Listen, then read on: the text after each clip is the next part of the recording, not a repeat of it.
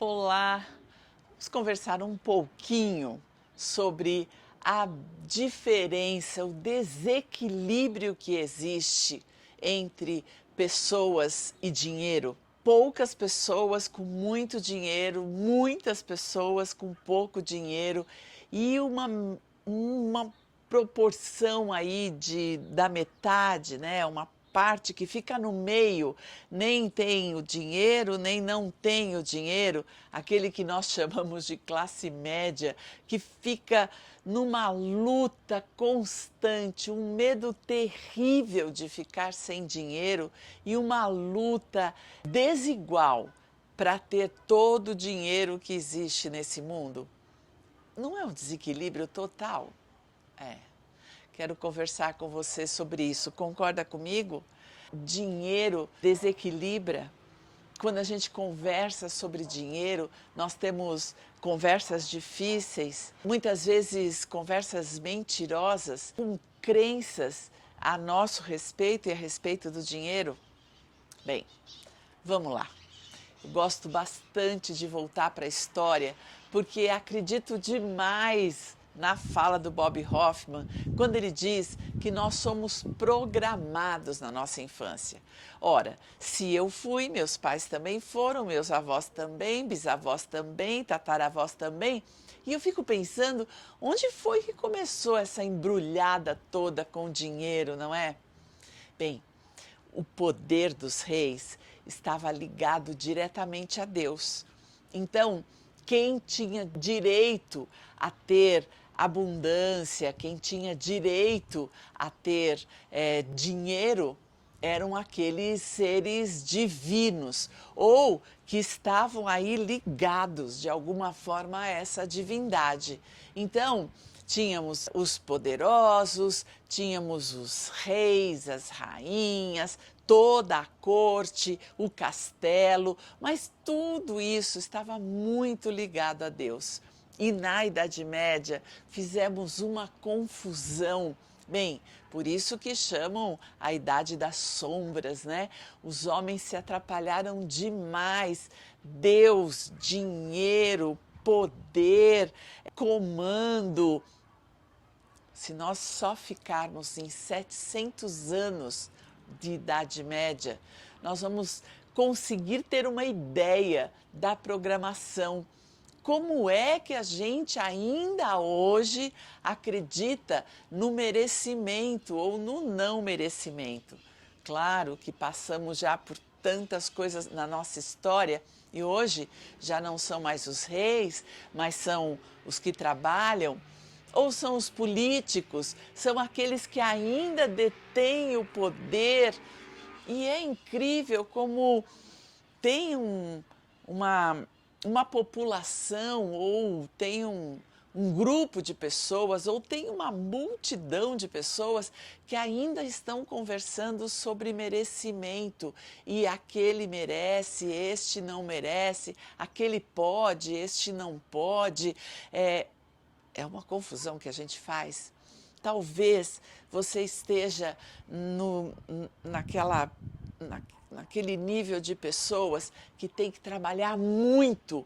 Se você não trabalhar muito, você não tem direito a dinheiro, mas tem que trabalhar muito. E quando eu digo muito, é abrir mão de tudo o que não é trabalho. Talvez você esteja aí num nível de população ou das pessoas queixosas, cansadas, que não conseguem dormir, não conseguem descansar, não conseguem nem sair de férias, que o seu nome é trabalho, o sobrenome é hora extra, e tudo para ter dinheiro, tudo com uma desculpa mental. E olha, tudo isso é inconsciente. Nós estamos parando aqui, quero que você me escute para você pensar qual é a área do seu pensamento que você se vincula com os outros. Os seus amigos são aqueles que trabalham muito. Aliás, você não tem amigos porque você só trabalha. Você tem ou líderes ou colaboradores. A sua relação é só essa. Você classifica as pessoas, quanto elas trabalham ou quanto elas não trabalham. Você olha assim de um jeito desdenhoso ou mesmo sarcástico para aquelas pessoas que têm dinheiro e não trabalham? Porque para você o importante é muito mais trabalhar. É justo? Sim, é assim que você merece? Você é herdeiro? Você acredita que o dinheiro vem para você e só vem e você não precisa fazer nada para isso? Você acha que as pessoas que têm dinheiro, e eu estou falando muito dinheiro, não são as pessoas que estão lutando aí para pagar suas contas, né? Mas as pessoas que têm, nós vamos falar disso daqui a pouco. Nós estamos falando daquelas pessoas que têm muito dinheiro. Você olha para elas com o mesmo olhar de desdém, com o mesmo olhar de crítica, acreditando que essas pessoas são corruptas? Que, aliás, para ter dinheiro só com corrupção. E você não vai fazer isso? Quem tem muito dinheiro é de verdade o dono do mundo e não é você, mas você gostaria de ter? Você sabe quanto de dinheiro você quer ter? O que essa ideia dinheiro faz com a sua cabeça? Vamos lá. Sabe por quê? Vamos voltar lá naquela ideia de programação. Se o que eu aprendi veio dos meus pais, o que foi que eles te ensinaram a respeito de dinheiro? Eu gosto muito de contar uma historinha. Quando eu era pequena, a minha mãe tinha na esquina da nossa casa, assim, a gente morava numa esquina, 4 casas depois da esquina, depois tinha a calçada inteira, do outro lado da rua tinha um armazém. E naquela época, pensa naquela época, né? A minha mãe tinha uma caderneta.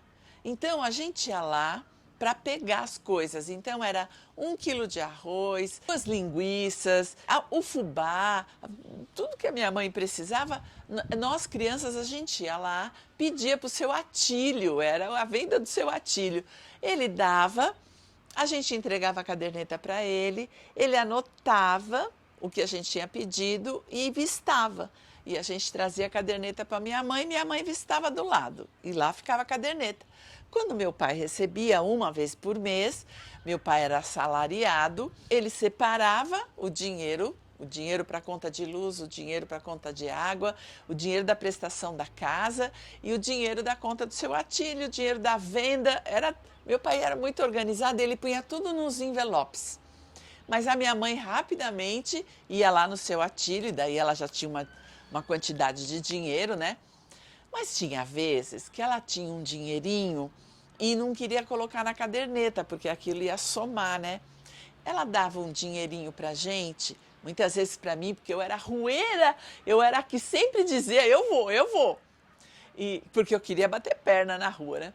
Quando eu voltava, eu ia lá no seu Atílio, sei lá, né? Com uma nota de 10, vamos, eu não sei nem que dinheiro que era, né, naquela ocasião. Mas vamos fazer aí que eu tinha R$ 10. E aquilo que eu tinha comprado tinha custado R$ 8,40. O seu Atílio me devolvia lá os R$ 1,60, que era um dinheirinho, ou então uma moedinha. E eu vinha com ele assim, amarradinho na minha mão, e aquela coisa que a minha mãe tinha mandado comprar. Quando eu chegava em casa, eu entregava para minha mãe. Não tinha caderneta, né? Porque eu tinha pago. A primeira coisa que a minha mãe dizia, primeiro o troco. A gente tinha que devolver o troco.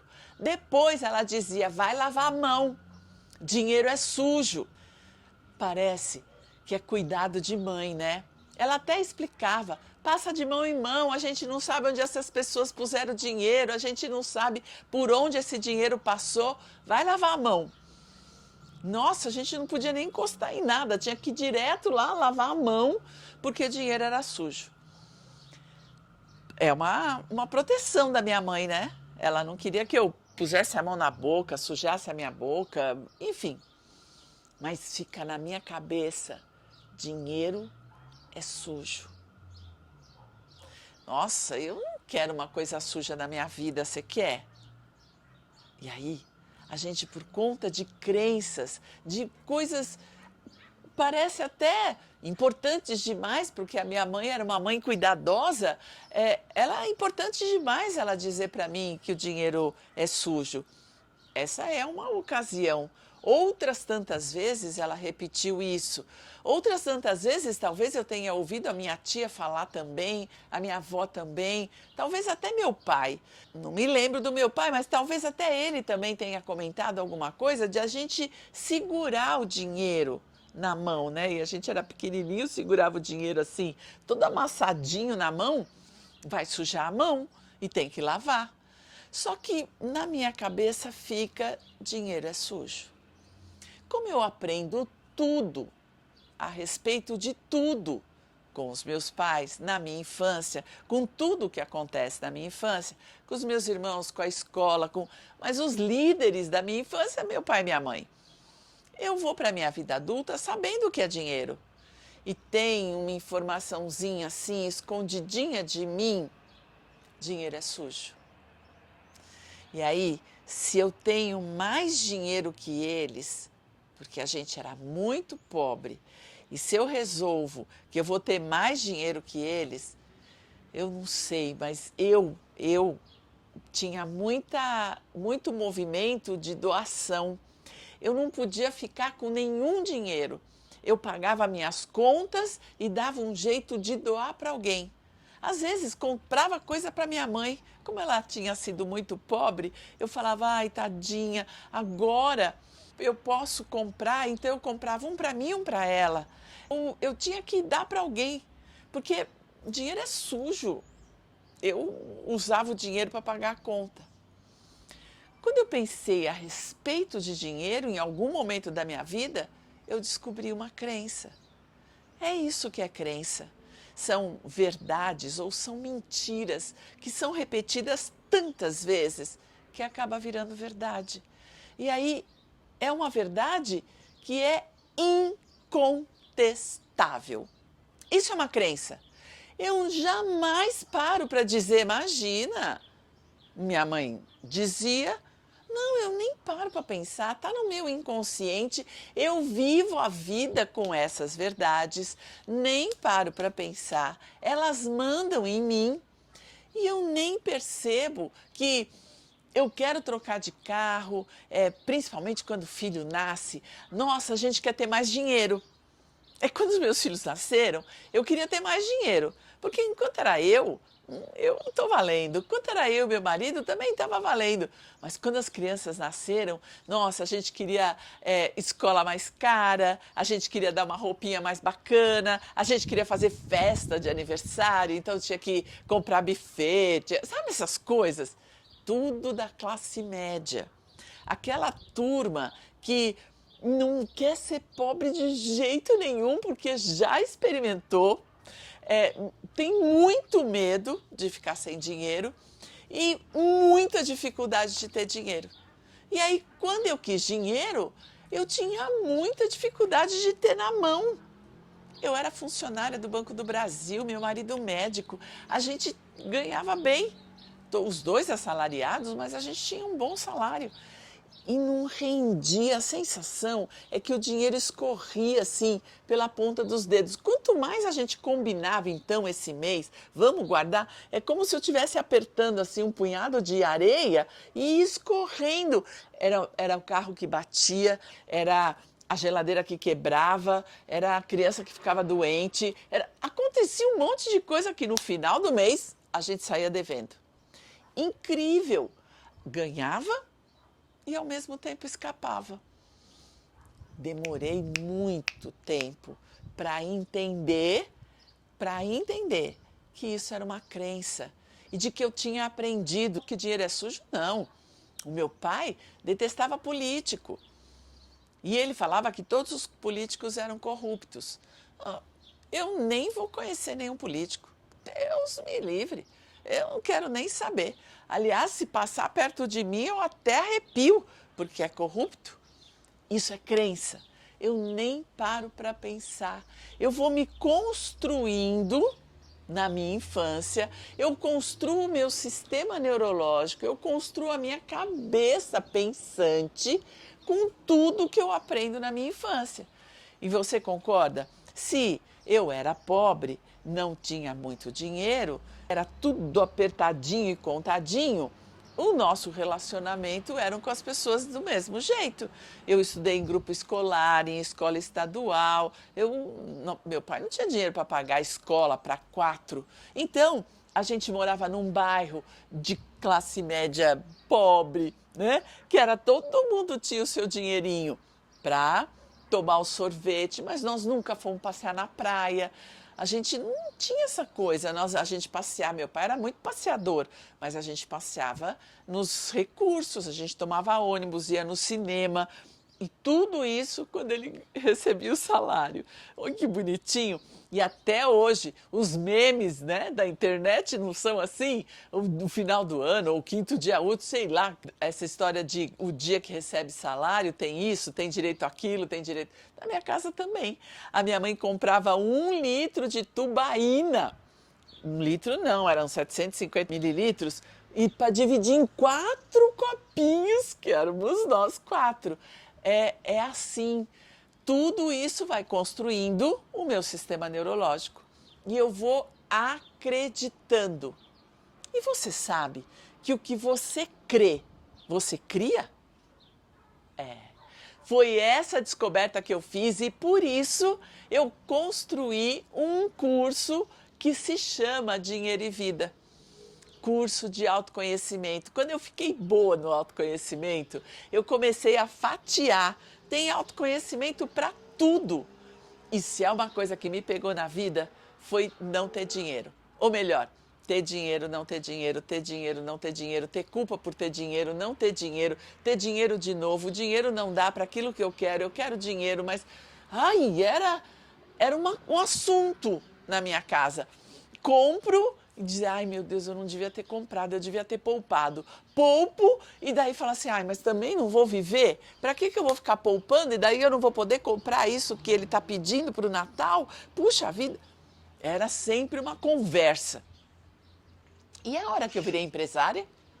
Nossa, a hora que eu virei empresária deu um nó na minha cabeça. Sabe essa história, você já ouviu falar escalar? Nossa, como é que se escala? Do que você está falando? Como é que você ganha mais no seu negócio? É produzindo mais? É vendendo mais? É fazendo mais marketing? É buscando mais gente? É trabalhando que nem um doido? E aí eu volto no começo da história. Onde é que você está? Você está naquele cara que está desistindo de ganhar dinheiro porque tem que trabalhar muito. Ou você está na fase de escalar. Daqui a pouco você vai poder ficar com os seus filhos. Quando eles estiverem lá, mais ou menos, uns 25, 30 anos, porque você trabalhou que nem um louco. Aí, falando nisso, você também está construindo o seu negócio para eles? Você está aí com o papo, que eu também tinha, de dizer, filha, é que eu estou trabalhando muito, mas é para comprar para você. É para você ter o seu videogame. É para você, quando você tiver 18 anos, ele tinha 5, você poder ter o seu carro. É por isso que eu estou trabalhando. É porque eu quero te dar um carro quando você tiver 18 anos. Ele tinha 5. Com 7, aí eu disse, não, estou trabalhando muito para você poder fazer a faculdade que você quer, fazer o seu intercâmbio. É por isso que eu trabalho muito, para um dia a gente poder fazer uma viagem. 7 anos ele tinha, e eu ficava embrulhando ele, elas, né? Porque eu tenho 4. Era tanta mentira que eu contava para eles, porque na realidade a gente só faz o que quer, sabia? São só as minhas verdades, são só as minhas crenças que me mobilizam, principalmente para esse assunto, o assunto dinheiro, que é tem, não tem, o dinheiro é poder, lembra?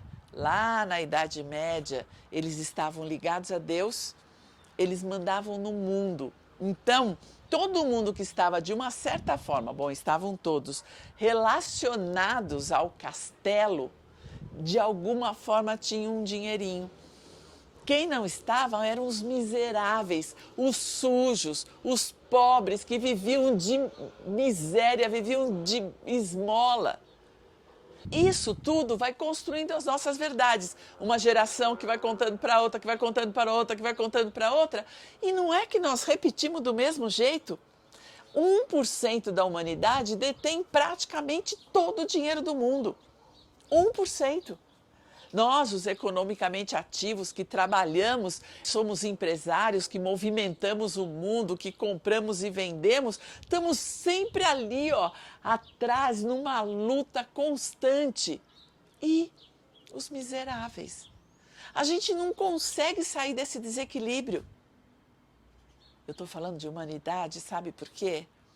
A única possibilidade de nós mudarmos tudo isso é se eu mudar, se você mudar.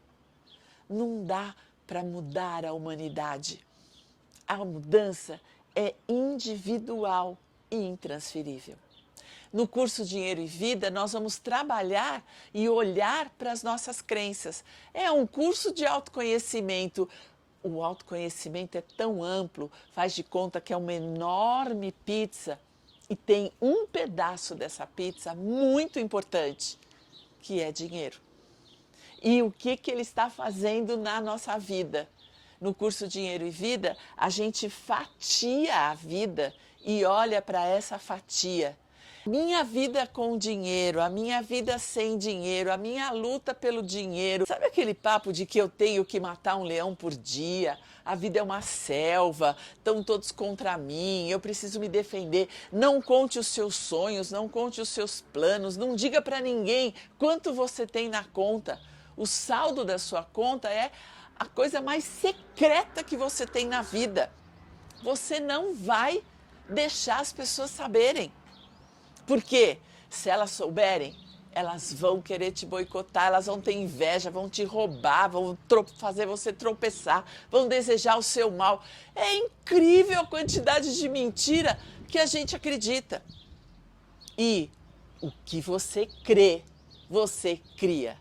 Nesse curso são 20 horas de trabalho olhando para você, autoconhecimento, para que você possa descobrir as suas crenças, aquelas mentiras que estão dirigindo a sua vida com relação a dinheiro.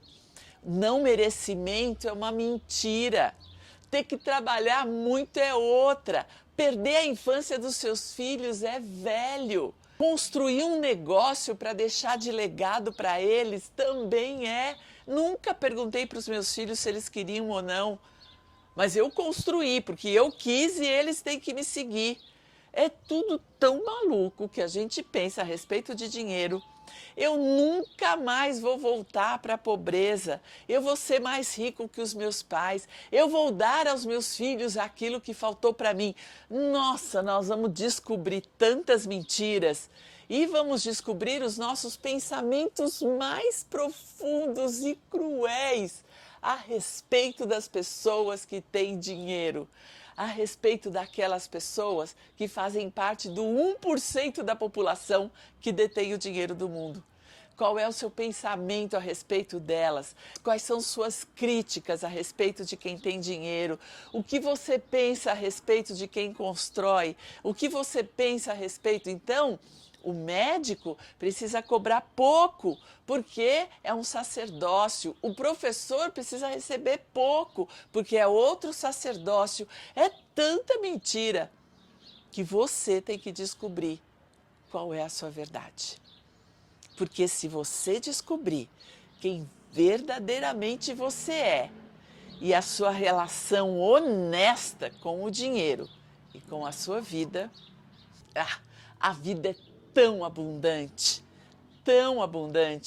que se você se apropriar da abundância que é você, o dinheiro está aí. O dinheiro está aí. E nós vamos defender uma tese. Dinheiro e amor movimentam a vida, movimentam o planeta Terra. Por que não amar com dinheiro? Por que não usufruir do dinheiro amorosamente? Por que não juntar essas energias? Elas movimentam o mundo e você faz parte desse mundo. Tá sabendo? Dinheiro e Vida, um curso repleto de técnicas, com muita brincadeira, para que você possa voltar lá na sua infância, muitas possibilidades para você se olhar, para olhar aqui, ó, foco, como está a sua relação com o dinheiro e com a sua vida. E as inscrições estão abertas. Você não pode perder. Clica aí em algum lugar aí da telinha, tem um lugar para você clicar. Clica que a minha equipe vai entrar em contato para dar todos os detalhes logísticos para que a gente possa se encontrar juntos, dinheiro e vida.